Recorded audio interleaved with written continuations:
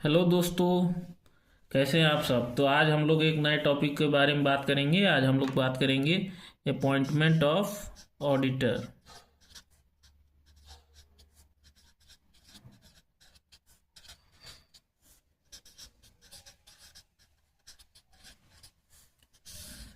ये टॉपिक काफ़ी कंफ्यूजिंग है। ये टॉपिक को हम लोग थोड़ा सा टेबल के माध्यम से पढ़ेंगे तो आसानी से समझ जाएंगे। तो बात करते हैं। दो तरीके की कंपनी होती है, एक गवर्नमेंट कंपनी और एक नॉन गवर्नमेंट कंपनी। तो दोनों कंपनियों में फर्स्ट ऑडिट, और ये हम बात कर रहे हैं फर्स्ट ऑडिटर की अपॉइंटमेंट की। जब जब पहला वाला ऑडिटर अपॉइंट होता है तो उसके अपॉइंटमेंट की बात कर रहे हैं हम लोग। तो फर्स्ट ऑडिटर के अपॉइंटमेंट के लिए दो केस होता है, एक गवर्नमेंट कंपनी केस में, एक नॉन गवर्नमेंट कंपनी केस में।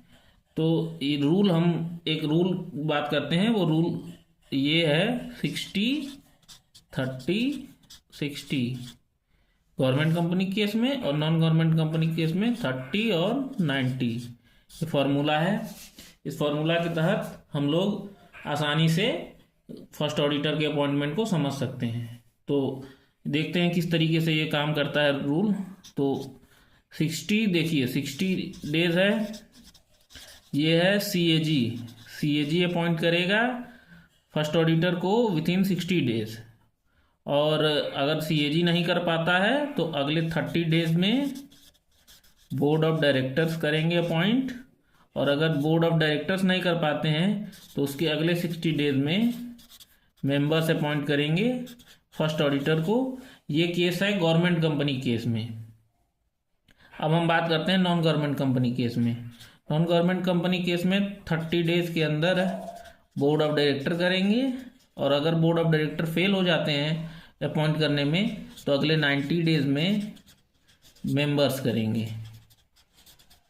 तो ये हम फर्स्ट ऑडिटर के अपॉइंटमेंट की बात कर रहे थे गवर्नमेंट कंपनी केस में और नॉन गवर्नमेंट कंपनी केस में। गवर्नमेंट कंपनी केस में 60-30 और 60 का फार्मूला है, और नॉन गवर्नमेंट केस में 30 और 90 का फार्मूला है। 60 डेज यानी सबसे पहले controller and auditor general appoint करेगा 60 डेज के अंदर।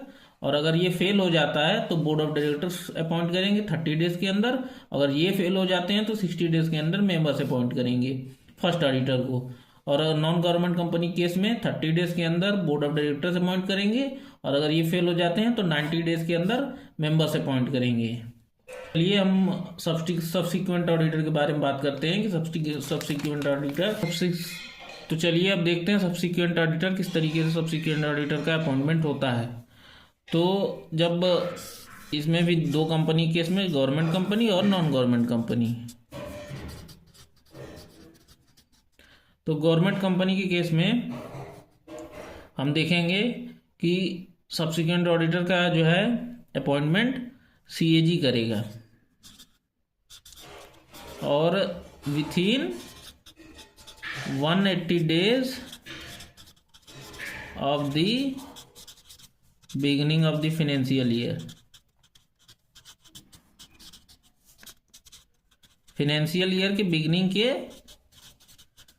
180 डेज के अंदर अंतर सीएजी को अपॉइंट करना पड़ता है सब्सिक्वेंट ऑडिटर को। और नॉन गवर्नमेंट कंपनी के केस में इसको अपॉइंट करता है, मेंबर्स अपॉइंट करते हैं और फर्स्ट एजीएम में अपॉइंट करते हैं इसको, और मेंबर्स अपॉइंट करते हैं नॉन गवर्नमेंट कंपनी केस में। तो ये सब्सिक्वेंट ऑडिटर के बारे में बात हो गई। अब बात करते हैं कैजुअल वैकेंसी की। जो कैजुअल होता है, कैजुअल ऑडिटर को कौन अपॉइंट करता है। तो उसी तरीके से गवर्नमेंट कंपनी और नॉन गवर्नमेंट कंपनी केस में बात करते हैं हम। तो देखिए कैजुअल वैकेंसी में 30 डेज के अंदर दोनों में होता है। 30 डेज के अंदर सीएजी अपॉइंट करता है यहाँ पे, और नॉन गवर्नमेंट कंपनी केस में 30 डेज के अंदर बोर्ड ऑफ डायरेक्टर्स अपॉइंट करता है। तो ये कैजुअल वैकेंसी के बारे में बात हो गई।